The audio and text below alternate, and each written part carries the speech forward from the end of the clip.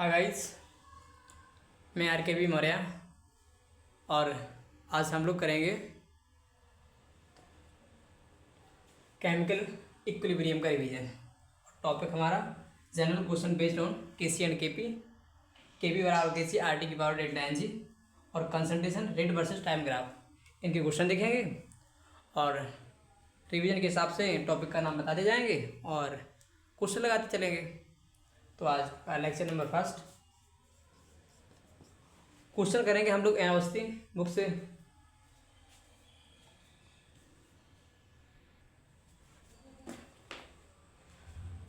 N Awasthi book का पहला question है केमिकल इक्विलिब्रियम का।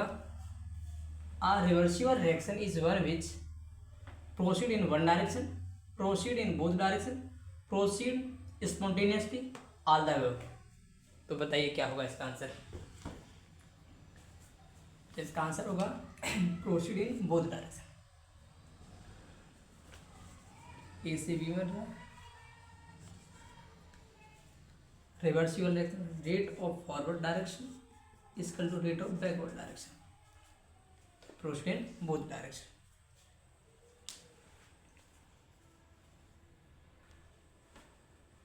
क्वेश्चन नंबर दूसरा, the equilibrium constant Kc for the reaction, the equilibrium constant Kc for the reaction P4 gas 2P2 gas is 1.48 400 degree Celsius. Suppose that 3 mole of P4 and 2 mole of P2 gas are mixed in 2 liter container at 400 degree Celsius. What is the value of reaction coefficient QC? 3/2, 2/3, 1, none. लगाइए।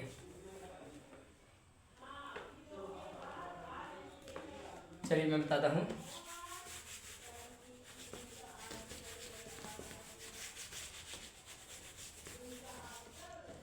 Reaction थी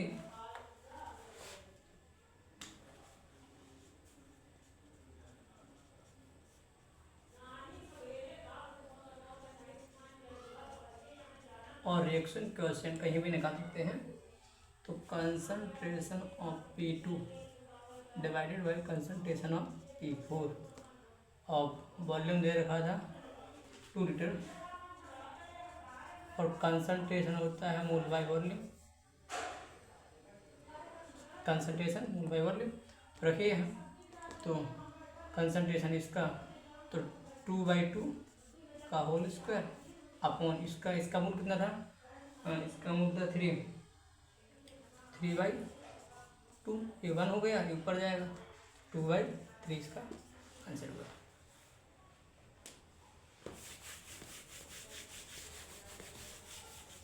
question number अगला, question number 3, in a chemical equilibrium is stabilized when opposing reaction ceases, concentration of reactant and product are equal, velocity of opposing reaction is the same as that of forward reaction, reaction ceases to generate heat।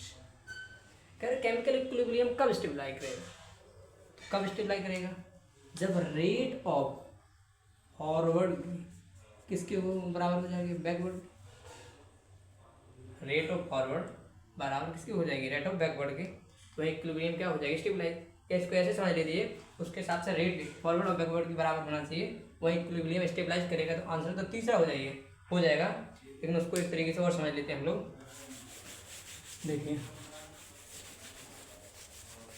देखिए इसी graph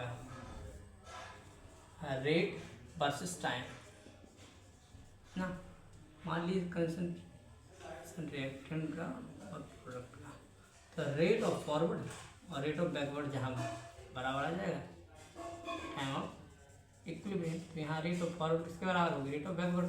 जब rate of backward और rate of forward कहाँ हो जाएगी, बराबर हो जाएगी, वही इक्विलिब्रियम स्टेबलाइज करेगा। तो रेट ऑफ फॉरवर्ड किसके बराबर हो जाएगी, रेट ऑफ बैकवर्ड में, तो वही इक्विलिब्रियम क्या करेगा, स्टेबलाइज्ड ना। तो आंसर उसका क्या होगा, क्वेश्चन नंबर 4। क्वेश्चन नंबर 4 है, राइट टाइम पर नहीं जाइएगा, पढ़ देता हूँ। क्वेश्चन देखिए, for a reversible gaseous reaction N2 3H2 से 2NH3 बनना at equilibrium if some mole of H2 are replace by same number of mole. कह रहा for a reversible gaseous reaction N2 + 3H2 से 2NH3 बन रहा है at equilibrium if some mole of H2, कुछ mole H2 के are replace by same number of mole of T2, same number of mole of T2 क्या है? T is tritium isotope hydrogen and assume isotope do not have different chemical properties without affecting other parameter then. कह रहा है जो Haber process विधि द्वारा ammonia बन रही है N2 से 3N2 अमोनिया बन रही है, उसमें से यदि हम कुछ मोल H2 के हम निकाल देते हैं और उसकी जगह पर H2 मोल डाल देते हैं तो कौन कौन से पैरामीटर मतलब वो अफेक्टेड होंगे और केमिकल प्रॉपर्टी उसकी आइसोटोप की क्या रहेगी, सेम ही रहती है। तो उसके हिसाब से मैं अगले क्वेश्चन के ऑप्शन लिखता हूँ, तो बताइएगा।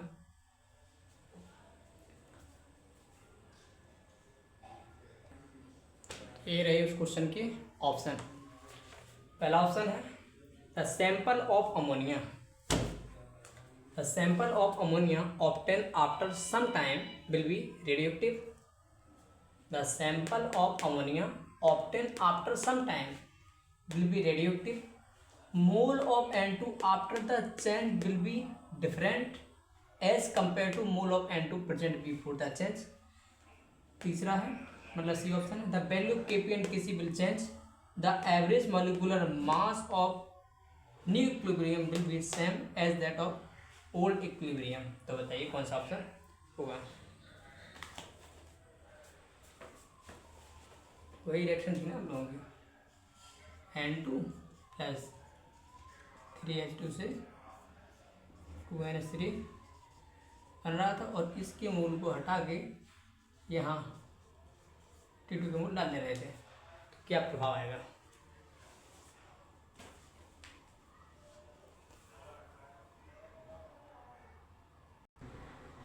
तो फिर इसका आंसर पता है क्या हो जाएगा, इसका आंसर आ जाएगा A, sample of ammonia obtain after some time will be radioactive. अब जैसे जैसे इसको रिप्लेस करते जाओगे क्या आ जाएगा, रेडियोएक्टिव, वैसे ये बनता जाएगा। आंसर सही हुआ। दूसरा लिखा था कि mole of N2 after the change will be different as compare to mole of N2 present before the change. ना, इससे कोई चेंज नहीं आएगा इस पर। The value of Kp and Kc will be change, नहीं, ये टेम्परेचर डिपेंडेंट होते हैं, तो टेम्परेचर के चेंज होने पर आए चेंज हुए। The average molecular mass of new equilibrium will be same as that old equilibrium. नहीं, देखो क्यों चेंज आएगा, 1H का 1H2 1H3 का 1 हुआ, मॉलिक्यूलर वेट का 2 का 1 का 3 ना, क्या चेंज आएगा। पहले कितना था, इंडोनेशिया था, बाद में भी कितना हो जाएगा, बैलेंस उतना ही आ जाएगा, तो इस पर भी कोई प्रभाव नहीं आएगा।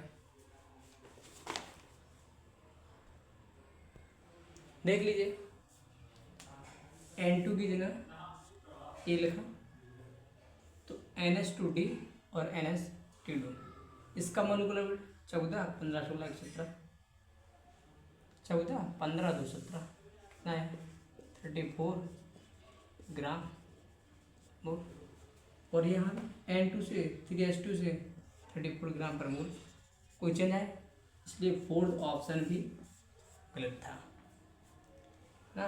हमको लगता है कि फोर्थ ऑप्शन पे आप लोगों को डाउट था, वो भी मैंने कंफर्म कर दिया।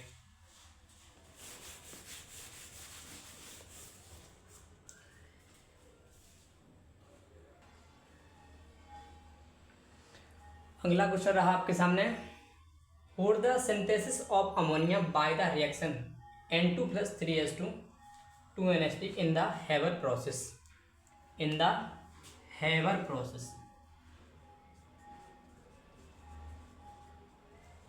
In the Haber process, the attainment of the equilibrium is correctly predicted by the curve.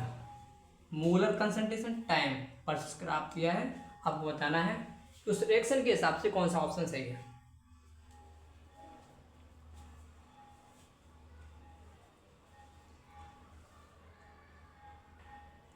चलिए हम लोग देखते हैं कौन सा ऑप्शन होगा, आप लोग मिला लेना।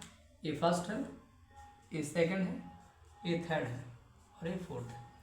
सुनना, मान लीजिए ये N2 है, मान क्या लीजिए रिएक्शन दी है ये वही, और 2NH3 बन रहा है टी टाइम जीरो पर। इसकी कंसंट्रेशन मान लो A है, इसकी कंसंट्रेशन B है और ये जीरो है।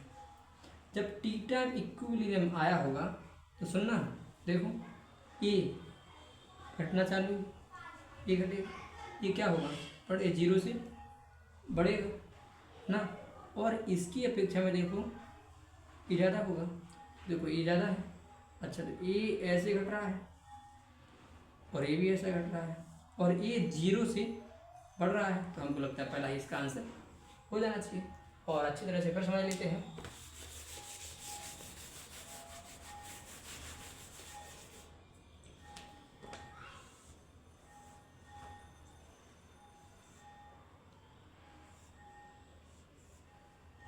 H2 N2 और अमोनिया, देखिए N2 3H2 और 2NH3। हमने कहा कि टी टाइम जीरो पर, मान लीजिए इसकी कंसंट्रेशन ये भी है, टी टाइम जीरो पर क्या जीरो है। अब जब धीरे धीरे रिएक्टेंट डिकम्पोज होगा, टूटेगा और प्रोडक्ट बनेगा, तो ये क्या होगा, घटेगा, ये भी घटेगा और ये बढ़ना चालू कर देगा। देखो ये घटा जीरो से बढ़ने लगा। देखिए इसके हिसाब से ये 1 मोल है और ये आगे 3 मोल है, तो ये ऊपर ज़्यादा होगा ना, आंसर ये होगा। अगला क्वेश्चन देखिए,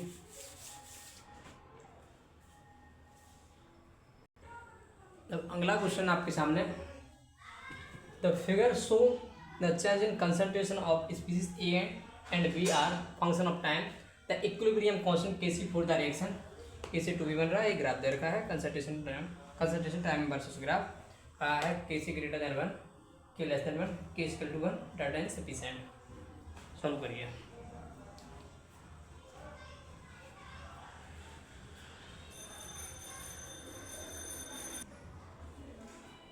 चलिए हम लोग इसे भी सॉल्व करते हैं।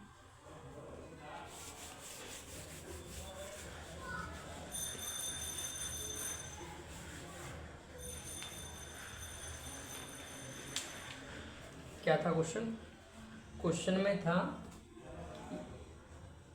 एक गैस से 2B गैस बन रहा है, तो इसके लिए Kc निकाल लेते हैं।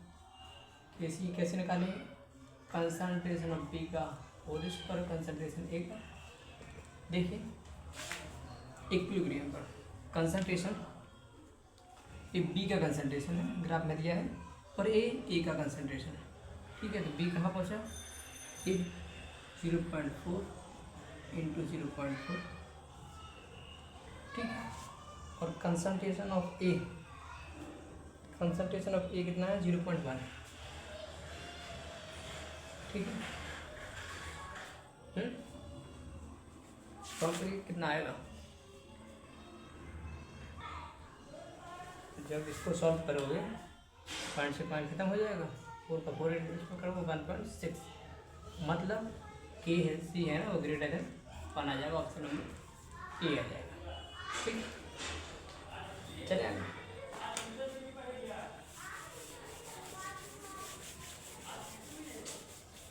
अगला क्वेश्चन है question number 7।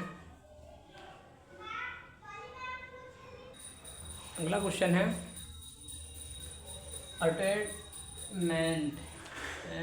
Attainment of the equilibrium A gas से 2C प्लस P गैस बन रहा है with the following graph, find the correct option. Percentage dissociation equal to fraction dissociation into 100, एक ग्राफ दिया है, इसके ऑप्शन में लिख देता हूँ, आप लोग क्वेश्चन लिख लीजिए।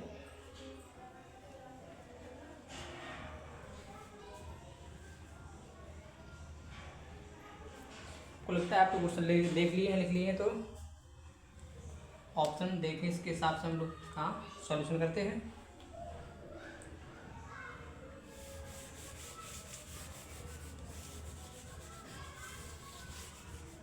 देखिए इसके ऑप्शन क्या क्या है।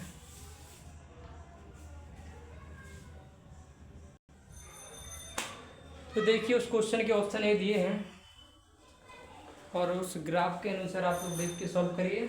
उसने कहा कि t बराबर 5 सेकंड पर equilibrium has been reached Kc equal to 40 mole per litre square. t बराबर 5 सेकंड में जो इक्विलिब्रियम है has been reached percentage dissociation of A 20% and t बराबर 5 second equilibrium has been reached and percent dissociation of A 30%। Solve करिए क्या answer आता है आप लोग बताइए, फिर मैं बताऊंगा फिर।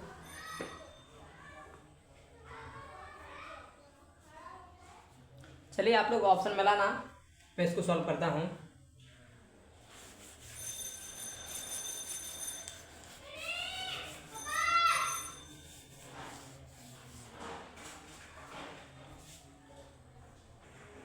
कुछ ऐसा ग्राफ दिया हुआ था, तो इस ग्राफ के अनुसार देखा जाए तो पहले ऑप्शन में लिखा है कि t बराबर 5 सेकंड में equilibrium has been reached at Kc equal to 40 mole per litre square. देख लेते हैं, Kc निकालते हैं इक्विलिब्रियम पर। रिएक्शन क्या थी, A gas 2Cl plus B gas. Kc निकाल रहे हैं इक्विलिब्रियम, तो कंसंट्रेशन ऑफ C का square concentration B upon concentration of A. देखिए इक्विलिब्रियम पर T10 4 दिया है C, तो 4 का स्क्वायर इंटू B कितना दिया 2, और इक्विलिब्रियम पे A कितना दिया 8, A 2 कितना आया 4। यूनिट की बात की जाए मोल पर लीटर, मोल पर लीटर क्या है बचा मोल पर लीटर का स्क्वायर ना। तो पहला ऑप्शन हमारा जो था उसमें 40 था, इसलिए वो गलत हो गया।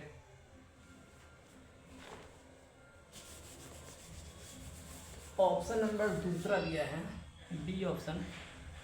बी ऑप्शन में लिखा है कि 80 बराबर 5 सेकंड में equilibrium has been reach percentage dissociation of A 20%।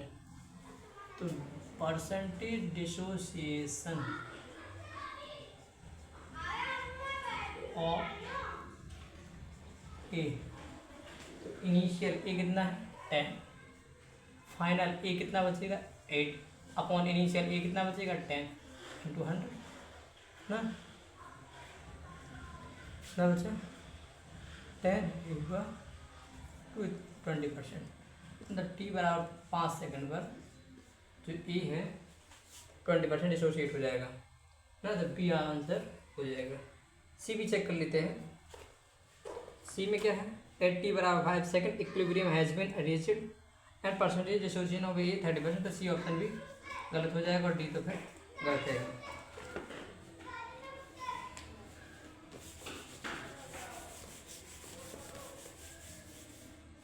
Question number 9,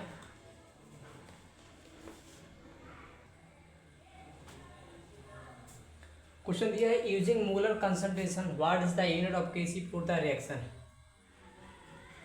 निकालिए क्या यूनिट होगी, निकालते हैं। डेल्टा एन जी से निकाल लेते हैं। डेल्टा एन जी यहाँ कितना 2.3, 1 कितना बचा 2, और हम जानते हैं कि कंसंट्रेशन की जो यूनिट होती है वो होती है मोल पर लीटर या लीटर इनवर्स इक्वल टू, तो इसको m बोल देते हैं ना, तो ये हो जाएगी m², सब भी आ जाएगा। ठीक, अगला क्वेश्चन देखिए और लास्ट क्वेश्चन रहेगा, फिर अगले दिन देखेंगे।